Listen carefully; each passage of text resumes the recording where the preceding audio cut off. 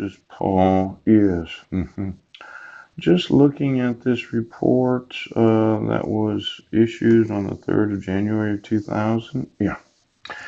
It looks like the military has been kind of evaluating the scenario where society, yes, gets changed in such a way that civilian governments cannot operate the way that they should. Because they don't recognize the rights of American citizens.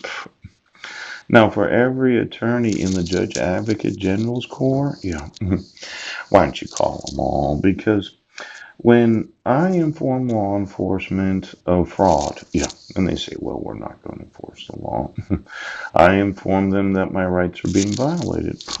They don't acknowledge the civil rights of American citizens. I inform them that my sons are kidnapped, yes, because I didn't get any actual notice of the court hearings for the dissolution of marriage. They don't acknowledge the civil rights of children. Now, it looks like your family does not acknowledge any of the laws of the United States. Now, they kind of, well, they look at this type of scenario as a military.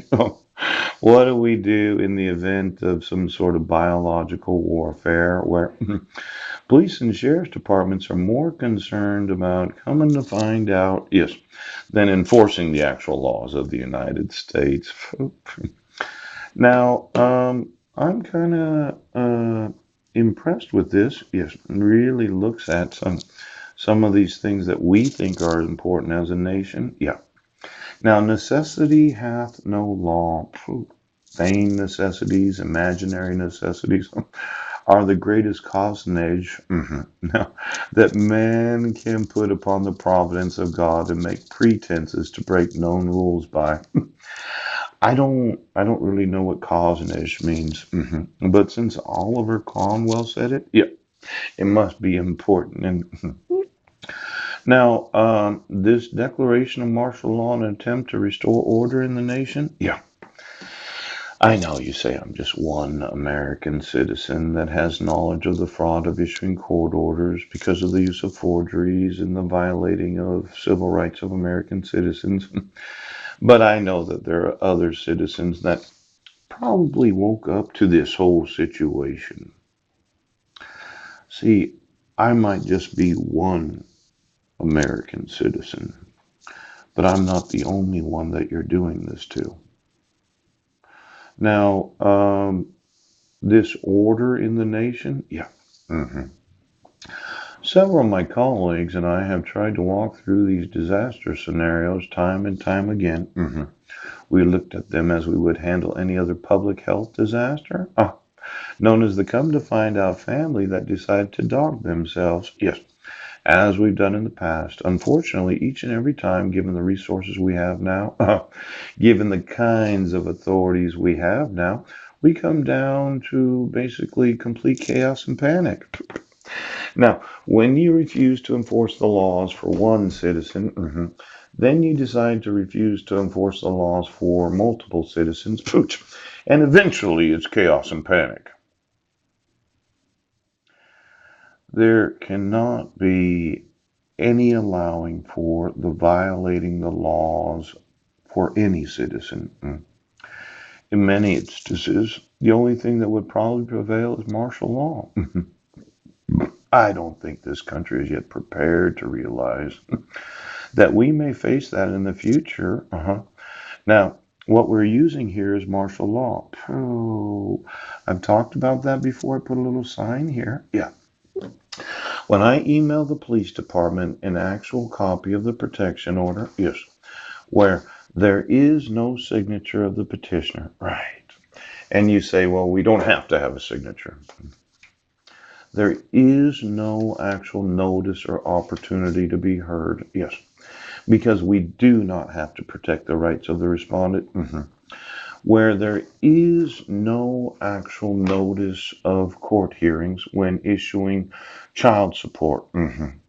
It's obvious that what is happening to me is happening to a lot of other American citizens. Maybe you don't like being a judge. Police officer. Yeah. Now, there is instead the uses of a biological attack scenario merely as a tool to illustrate the possible conditions that can lead to martial law. Now, I know the family said, well, I'm going to have to fuck my way in. I'm going to have to come around. Yes. But I would think that that's really a biological attack scenario where you convinced everyone, yeah, that we are all going to have to sew in using our genitals. Yes. The biological attack scenario. Yes. Where I'm going to have to call my Uncle Wayne. He's going to have to pay a prostitute. Yeah. I'm going to have to fuck her. Oh, this is the biological attack of the family. Come to find out. Why don't you eat a pill today?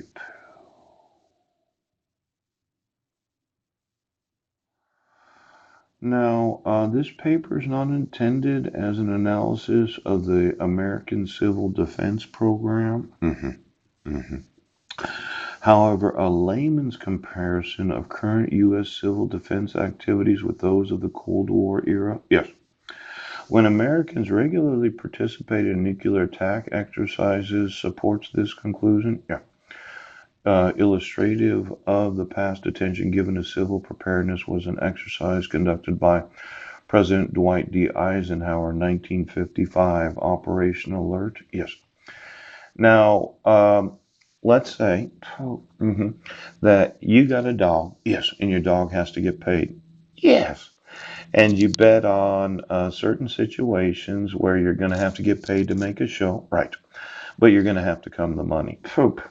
And every time that you have to come the money, yes, it's a disaster scenario, yes, where this witnessing, and I have reviewed this given the relative easy availability of the biological and chemical weapons known as the food of the family. They're chemical weapons.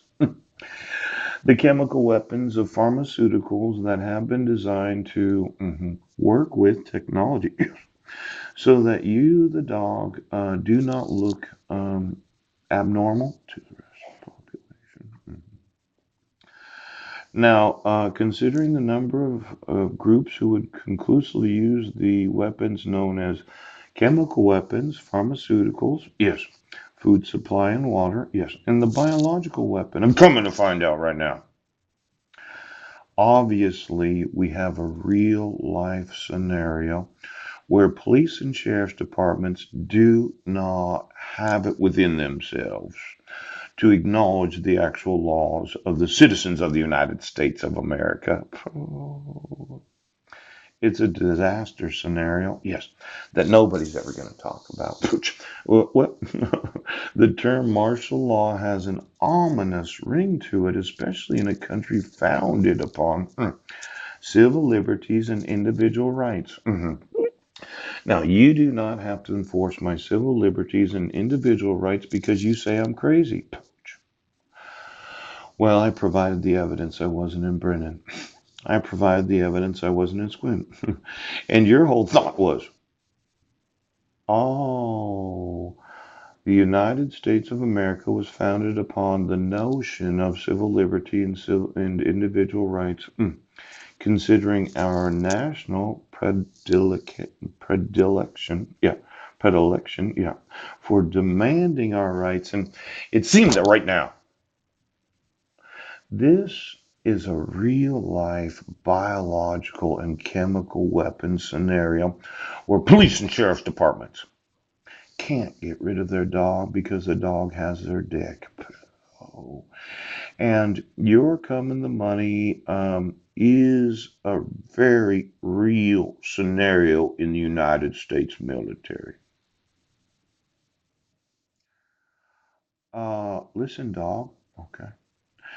You're going to deprive me of every right of being a citizen of the United States, not just because of your abuse of power, but because of all the money that you got paid making the shows. Yes, the Oprah shows for those that were virtualized, of which we know.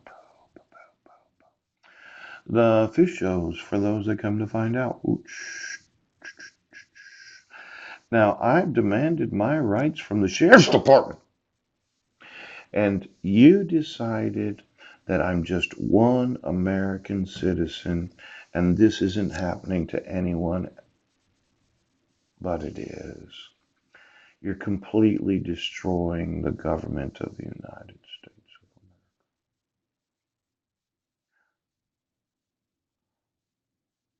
America. Uh-oh. A severe disaster scenario.